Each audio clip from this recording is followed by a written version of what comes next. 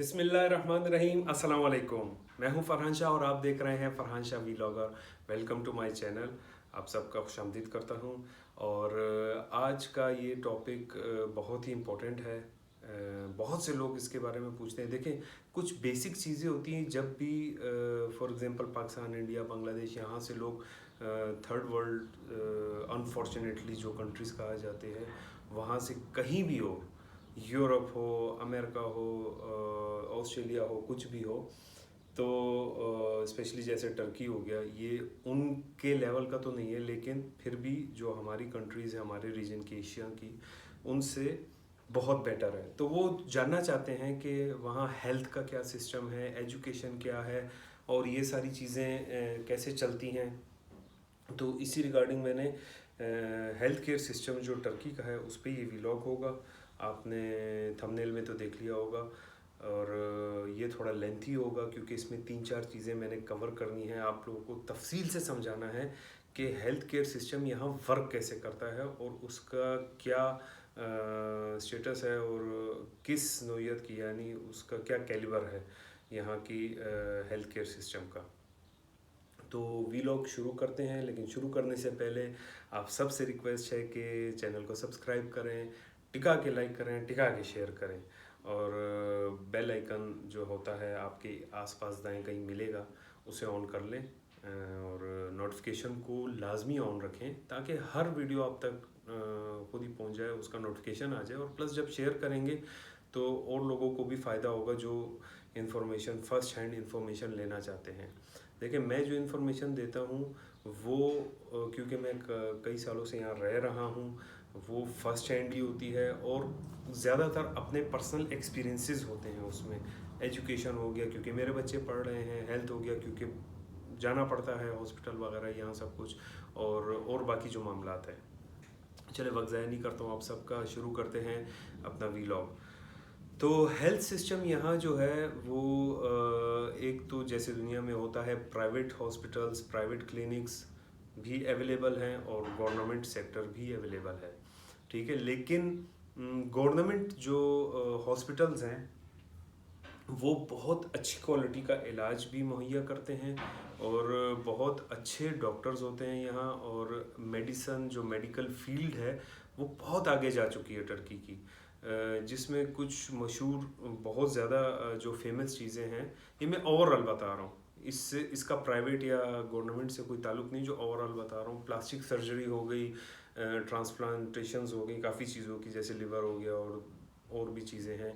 इस तरह आपके डेंटल प्रॉब्लम्स हो गए, हेयर ट्रांसप्लांट बहुत ज़्यादा, और डेंटल प्रॉब्लम्स बहुत ज़्यादा यहाँ फेमस हैं। इवन के लोग यूके, यूएस, कनाडा, ऑस्ट्रेलिया से लोग स्पेशली सिर्फ इन कामों के लिए आते हैं क्योंकि वहाँ बहुत महंगा है, बहुत ज़्यादा महंगा है। हेयर ट्रांसप्लांट हो गए, डेंटल यानी इम्प्लांटेशन होगी दांतों की, या और भी कोई मामला, यहाँ बहुत सस्ते, और वो प्राइवेट में सस्ते हैं। मैं प्राइवेट का बता रहा हूँ as compare to other European countries. तो मैं आगे बढ़ता हूँ, आपको थोड़ा समझाता हूँ, कोशिश करता हूँ कि यहाँ हेल्थ केयर सिस्टम कैसा है। बहुत से लोग सवाल पूछते हैं कि इलाज फ्री है वहाँ गवर्नमेंट हॉस्पिटल्स में, कैसे होता है, क्या होता है। देखें, प्राइवेट हॉस्पिटल्स जो हैं यहाँ वो बहुत कॉस्टली हैं, बहुत ज़्यादा कॉस्टली हैं, ठीक है, और अच्छे ठीक ठाक महंगे हैं। वो मैं आपको फ़र्क समझाऊंगा अभी आगे जाके, जब मैं कंपेयर करूंगा government hospitals as compare to private hospitals. तो क्या है, प्राइवेट हॉस्पिटल्स महंगे हैं। अब गवर्नमेंट हॉस्पिटल्स की तरफ आ जाएं। अब यहाँ दो सिस्टम, दो तरीके हैं। एक तो ये है कि आपके पास इंश्योरेंस होनी चाहिए, ठीक है, जिसे ये सोशल गोवेनलिक कहते हैं, ठीक है, सोशल सिक्योरिटी, जिसे हम बाकी दुनिया में सोशल सिक्योरिटी नंबर होता है, सोशल सिक्योरिटी कहा जाता है। इसी तरह यहाँ सोशल सिक्योरिटी का इंश्योरेंस, जो गवर्नमेंट की यूनिवर्सल एक इंश्योरेंस है, वो हो अगर आपके पास, तो आपका इलाज फ्री ऑफ कॉस्ट होगा गवर्नमेंट जितने भी सेक्टर्स हैं। और प्लस कुछ उनके एग्रीमेंट्स प्राइवेट से भी हैं, वहाँ भी आपको कुछ फैसिलिटीज़ मिल जाती हैं इलाज में, ठीक है। जहाँ जहाँ एग्रीमेंट हुआ है, या स्पेसिफिक कोई हॉस्पिटल हो गया, स्पेसिफिक कोई डिपार्टमेंट होगा, कोई स्पेशलिटी होगी, फॉर एग्जांपल कुछ भी हो गया, वो हार्ट का हुआ या लिवर का हुआ या किडनी, कुछ भी हो सकता है, तो आपको वहाँ भी फैसिलिटीज़ अगर 100% नहीं है तो कम से कम 70% 80% अकॉर्डिंग टू एग्रीमेंट जो गवर्नमेंट के हुए हैं। और इवन के इस इंश्योरेंस का ये भी फ़ायदा है कि ना सिर्फ इलाज में, जब आप डॉक्टर के पास जाते हैं, जब आप मेडिसिन लेने जाते हैं, तो उसमें भी आपको बहुत ज़्यादा एज मिल जाता है। फॉर एग्जांपल कुछ कंपनीज के साथ उनका जब एक कॉन्ट्रैक्ट साइन हुआ होता है, एक दवाई अगर 100 लीरा की है तो हो सकता है 80% आपको इंश्योरेंस कवर कर रही हो, उसको 70% कर रही हो। अगर फॉर एग्जांपल 80% कर रही है तो आपको 80 लीरा इंश्योरेंस दे रहे हैं, सिर्फ आपने 20 लीरा देने, तो उसमें भी बहुत बड़ा एज मिल जाता है। अच्छा, अब ये इंश्योरेंस बनती कैसे है, मिलती किसको है? बेसिकली ये इंश्योरेंस यहाँ भले लोकल फॉरनर, लोकल मतलब यहाँ का जो सिटीजन है वो या फॉरनर हो, एक रूल है, एक चीज़ है उन सब के लिए, यही आपकी सैगाका बोलते हैं, SGK, यूनिवर्सल जो हेल्थ केयर सिस्टम है इंश्योरेंस का गवर्नमेंट का, वो होनी चाहिए।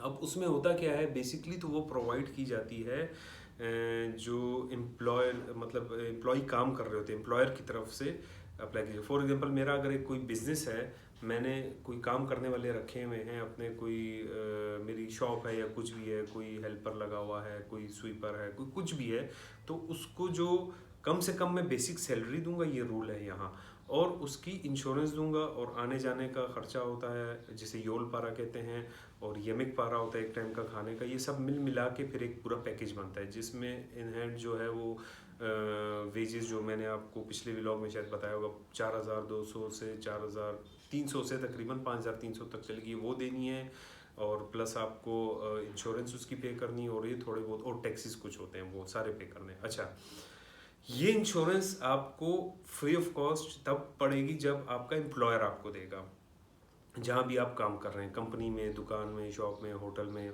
उसके लिए फॉरेनर के लिए वर्क परमिट होना लाजमी, वो पहले आपका वही कंपनी वर्क परमिट अप्लाई करेगी, वर्क परमिट मिलने के बाद आपको वो इंश्योरेंस जारी हो जाएगी। एक तो ये सिस्टम है, मतलब एक ये तरीका है इंश्योरेंस लेने का। अच्छा, अब बहुत से लोग ऐसे हैं, अब जो नेशनल है उनके लिए भी यही है, जो ऑनर्स हैं वो अपनी इंश्योरेंस भी, और बाकी प्लस अपने जो एम्प्लॉयज़ हैं उनकी भी इंश्योरेंस वो देता है। अब आ जाएं हम, अगर तो हमारे पास कोई वो नहीं है, जॉब नहीं है, हम टूरिस्टिक रेजिडेंस परमिट पे हैं, तो क्या होगा? सवाल बहुत से लोग करते हैं कि आया तब वो इंश्योरेंस हमें मिलेगी, अवेल कर सकते हैं, नहीं कर सकते? तो उसका जवाब है बिल्कुल आप वो अवेल कर सकते हैं, लेकिन उसके लिए एक शर्त है कि आपको 1 साल कॉन्टीन्यूसली, अगर आप टर्की में रह लिए हुए, फर्स्ट टाइम आएंगे, एप्लीकेशन आपने दी, रेजिडेंस परमिट बन गया, TRC मिलने के बाद आप वो अप्लाई नहीं कर सकते जब तक आपका 1 साल पूरा नहीं होता। 1 साल के बाद आप जब रिन्यू करेंगे, जब दोबारा कार्ड आ जाएगा, तब आप वो बना सकते हैं। और वो तकरीबन आजकल अराउंड, मुझे ऐसे फिक्स उसकी अमाउंट नहीं पता, तो एक फैमिली, मियाँ बीवी, 2-3 बच्चे जो अंडर 18 हैं, उसके कंप्लीट की वो बनती है एक, मतलब अगर मैं हस्बैंड हूँ, मेरे नाम पे बनेगी, वो सबकी कवर होगी उसमें। तो अराउंड 1100-1200 लीरा इस तरह मैक्सिमम जो है वो पर मंथ आपको पे करना होगा, मंथली। अगर आप बिजनेस कर रहे हैं, अपनी बनाते हैं, प्लस एम्प्लॉयर्स की, जो एम्प्लॉय आपके काम कर रहे हैं, आपके जो काम करने वाले हैं, उनकी भी इसी तरह आपने पर मंथ देनी होती है, अपनी भी देनी होती है। जो बिजनेस ओनर होता है उसकी थोड़ी कम होती है, 800-900 इस तरह, लेकिन जो उसके मुतहत काम कर रहे होते हैं उनकी ज़्यादा होती है। लेकिन इसका फ़ायदा क्या है कि आपको इलाज बिल्कुल फ्री मिलेगा। अच्छा, अब आपके पास इंश्योरेंस भी नहीं है, ठीक है, और गवर्नमेंट की जो इंश्योरेंस की मैं बात करूँ वो भी नहीं है, आपके पास जो है और कोई तरीका भी नहीं है, आप यानी किधर ही काम भी नहीं कर रहे, कुछ भी नहीं कर रहे, फिर भी आपको हॉस्पिटल जाना पड़ जाए, तो क्या डिफरेंस है प्राइवेट में और गवर्नमेंट में? देखिए, अगर आपके पास इंश्योरेंस नहीं भी है तो गवर्नमेंट हॉस्पिटल बहुत ही नॉमिनल चार्जेस, बहुत ही यानी बहुत ही अच्छे चार्जेस लेते हैं, कम चार्जेस लेते हैं बनिस्बत है प्राइवेट हॉस्पिटल्स के। गवर्नमेंट में थोड़ी सी आपको पता है थोड़ी सी ख्वारी है। ख्वारी क्या है, आपको एक बार जब रूटीन का पता होगा तो वो भी आपको ख्वारी नहीं लगेगी। उसमें सबसे बड़ी ये है कि एक लैंग्वेज बैरियर तो आपको पता है आता ही है। जो प्राइवेट हॉस्पिटल्स है उसमें इंग्लिश बोली जाती है रिसेप्शन पे, और डॉक्टर्स को भी अक्सर आती है, तो उसमें आपका ये प्रॉब्लम सॉल्व हो जाता है। लेकिन पैसों में बहुत फ़र्क है। अब मैं आपको एक मिसाल देता हूँ, ये अभी लेटेस्ट ही मैं बता रहा हूँ। लास्ट वीक में हॉस्पिटल जाना हुआ था मेरा, गवर्नमेंट हॉस्पिटल। अच्छा, जो इंश्योरेंस नहीं है जिनकी, तो यहाँ भी चेकअप को मुआयना कहते हैं, ठीक है। मुआयने की जो फ़ीस होती है, बहुत पहले जब मैं आया था शुरू शुरू में, तब तो 50 लीरा थी, फिर 80 हुई, फिर 100 हुई, फिर 110 हुई। जो अब लेटेस्ट फ़ीस है वो 180 लीरा मुआयने की फ़ीस है, सिर्फ आपके चेकअप की फ़ीस है, ठीक है। इसी तरह आपका जो सेकंड कोई टेस्ट वगैरह होते हैं, ब्लड टेस्ट होगा तो वो इसी तरह 20 लीरा, 30 लीरा, 50 लीरा टेस्ट के ऊपर है।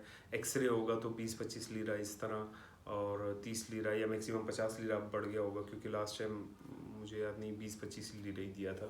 और आप मैक्सिमम 50 जहन में रख लें।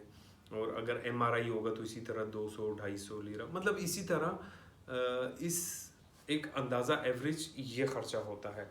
जबकि अगर आप प्राइवेट में जाएंगे तो सिर्फ मुआयने का कम से कम भी 600 लीरा, 500 लीरा, 700 लीरा इस तरह आपका लगता है। और जबकि आप फॉरनर्स हैं, यहाँ एक प्रॉब्लम ये है, फॉरनर्स जब प्राइवेट हॉस्पिटल जाते हैं, एक तो वो वैसे ही महंगा होता है, तो फॉरनर्स को काफ़ी इधर ऐसी शिकायत आई है कि वो डबल चार्ज करते हैं, 1000 लीरा, 1200 लीरा, 1500 लीरा इस तरह। लेकिन अगर आपको लैंग्वेज आती अच्छी आती है और आप यहीं के रहने वाले, तो आप बात कर सकते हैं, थोड़ा बहस कर सकते हैं, थोड़ा सब कुछ, लेकिन फिर भी वो ठीक ठाक चार्ज करते हैं। और अगर आपको खुदा न खास्ता कोई ब्लड टेस्ट हो गया, MRI हो गई, या कुछ और हो गया या इस तरह, तो वो बहुत ज़्यादा एक्सपेंसिव पड़ता है, बहुत ज़्यादा चार्ज करते हैं। अच्छा, ये तो हो गया आपका गवर्नमेंट हॉस्पिटल और आपके प्राइवेट हॉस्पिटल। अब एक और सिस्टम है, यहाँ के जो नेबरहुड्स होते हैं उसमें एक सालिक मरकज़ी होता है, ठीक है, सालिक ओजस्वी उसको बोलते हैं।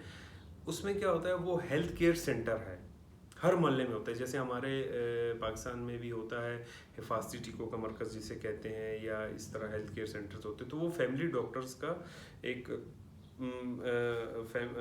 मोहल्ले के लिए, एक नेबरहुड के लिए दिया होता है। अगर मोहल्ला बहुत ज़्यादा बड़ा है तो वहाँ आई थिंक 2 होते हैं, डिवाइड कर दिया होता है, लेकिन या 3 भी हो सकते हैं। लेकिन नॉर्मली मैं बात कर रहा हूँ, जैसे फॉर एग्जांपल हमारा नेबरहुड है, वहाँ यहाँ हर नेबरहुड का एक ही होता है।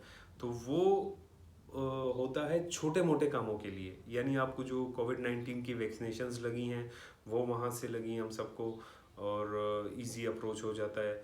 बच्चों को, छोटे बच्चों को जो वैक्सीनेशंस होती हैं रेगुलर, जो बच्चों को लगती हैं, वो वहाँ होती हैं। आपको खांसी है, बुखार है, छोटा मोटा प्रॉब्लम है, कोई एलर्जी है, कोई कुछ और है, यानी छोटे प्रॉब्लम वो वहीं सॉल्व होते हैं। वो विदाउट फीस होता है, उसमें कोई फीस नहीं होती। आप जाएंगे, अपना रेजिडेंस परमिट दिखाएंगे। अच्छा हाँ, ये है कि उसके लिए पहले एक रजिस्ट्रेशन आपको आपके उसके साथ होनी चाहिए, आप कर लेते हैं। वो कैसे करते हैं, वो एक वीलॉग बनाऊंगा, बहुत ज़्यादा लंबा नहीं होगा। अगर इसमें कंटिन्यू कर दिया तो एक प्रोसेस है पूरा, वो मैं आपको बताऊंगा। वो ई-दौलत और बाकी वो किस तरह अटैच करना है, कैसे करना है, वो मैं आपको कंप्लीट समझाऊंगा इंशाल्लाह। अच्छा, वहाँ जाएंगे तो वहाँ फ्री होगा। अब बड़ा इलाज होगा, जैसे एक्सरे इन्वॉल्व हो जाते हैं, या ब्लड टेस्ट इन्वॉल्व हो जाते हैं ज़्यादा। छोटा मोटा ब्लड टेस्ट हो, जैसे आपका लाइसेंस के लिए चाहिए होता है, तो वो आई थिंक वहीं कर देते हैं। और आई टेस्ट वगैरह छोटा मोटा तो वो हो जाता है। लेकिन बड़े इलाज के लिए आपको फिर हॉस्पिटल वो रेकमेंड करते हैं, वो फ्री ऑफ कॉस्ट होता है। तो ये सिस्टम बहुत अच्छा है यहाँ, यानी करीब भी होता है। और फिर आप जब एक नेबरहुड में रहते हैं तो डॉक्टर, एक तो वो आपका फैमिली डॉक्टर कहलाता है, ठीक है, क्योंकि उसे आयले आयले आयले बोलते हैं फैमिली को। आयले सालिक, सालिक हेल्थ को बोलते हैं, मरकज़ी मरकज़ को बोलते हैं। आयले सालिक, सालिक मरकज़ी होता है वो। तो वो फैमिली हेल्थ केयर सेंटर है। बड़ी अच्छी चीज़ है, उसको भी लोगों को काफ़ी नहीं पता, तो वो यहाँ वहाँ घूमते रहते हैं, जो नए आए हैं बेचारे, जिनको नहीं पता, तो वो इससे फ़ायदा उठा सकते हैं। मैं आपको एक वीलॉग बनाऊंगा, नेक्स्ट वीलॉग, वो सिर्फ़ और सिर्फ इसी पे होगा कि आपने कैसे उसको रजिस्टर करना है, आपने ए-दौलत कैसे डाउनलोड करना है, उसके बड़े फ़ायदे हैं वो भी आपको बताऊंगा। और प्लस कैसे कैसे करना है, और उसमें फिर अपना ये हेल्थ केयर सिस्टम कैसे डाउनलोड करना है, क्योंकि उसमें फिर आपकी बाकायदा हर रिपोर्ट आपकी उसमें सेव हो जाती है। आप जब कभी भी खोलेंगे आपको जो भी प्रिस्क्रिप्शन दी होगी दवाइयों की वो उसमें आ जाएगी, ठीक है। और अगर आपकी प्रिस्क्रिप्शन ना भी आप बड़े अस्पतालों में यानी गवर्नमेंट में गए तो आपके वो डेट के साथ किस डॉक्टर पे अपॉइंटमेंट हुई और क्या डायग्नोज हुआ, ये सारी चीज़ें आपकी हिस्ट्री में उसमें ऑटोमेटिक आती रहती हैं। आप कभी भी चेक कर सकते हैं या कभी भी कुछ चीज़ चाहिए इन्फॉर्मेशन वहाँ से निकाल सकते हैं ऑनलाइन सिस्टम से। तो ये था हेल्थ केयर सिस्टम। अगर कुछ मिस हो गया हो तो इंशाल्लाह फिर मैं ऐसे अलग से भी आपको बता दूंगा, लेकिन जनरली मैंने आपको सारा इंश्योरेंस और प्राइवेट और गवर्नमेंट और इवन के हेल्थ केयर सेंटर्स जो नेबरहुड में होते हैं सब समझा दिए। ये व्लॉग अब हम वैसे भी बहुत ज़्यादा लेंथी हो गया, मुझे चाहिए मैं तो अपना बहुत सारा ख्याल रखें और मुझे दीजिए इजाज़त। मिलते हैं नेक्स्ट व्लॉग में इंशाल्लाह और इन्फॉर्मेशन के साथ। फ़ी अमान अल्लाह।